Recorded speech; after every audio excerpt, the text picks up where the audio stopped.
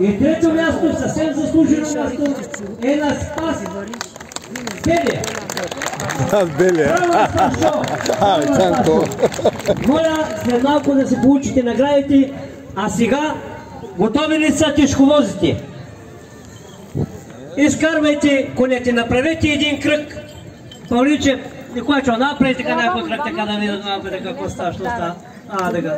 Ето така, майка. И ти беше за първо място, а що те сбъркава? Къде си, бе? Де?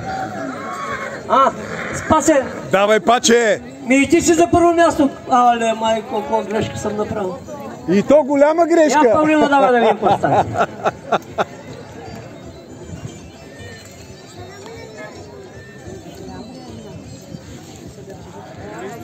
Чакай само, извинявай така.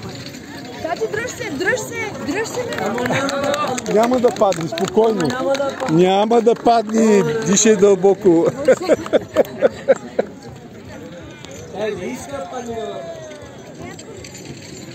Аргус.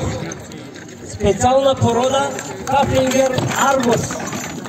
Пачето трябваше да бъде първи. Да, точно така. Утре вакана пак на този ровден да коригираме наградите. Готли. Давай, бате. Вчера си мислих за тебе, викам дали ще ви донеса. Давай, Павлинче. Рай ли беше твоето малко? Николайчо, изкарваш навънка. Моля тежковозите да са готови. Готови ли са? И ти що не дойдеш, майка? Айде един тежковоз да дойде тук. Къде бе сярна? Тежковоз номер 1. Дайте тръпката.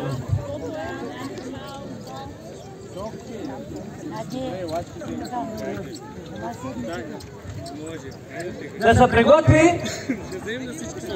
Вайло Груйчев, понеже има два коня. Да има време да се почини. Вайло Груйчев да заповяда на манежа.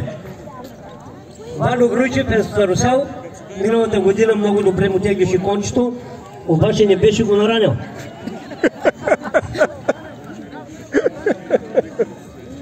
Сега го и напоял.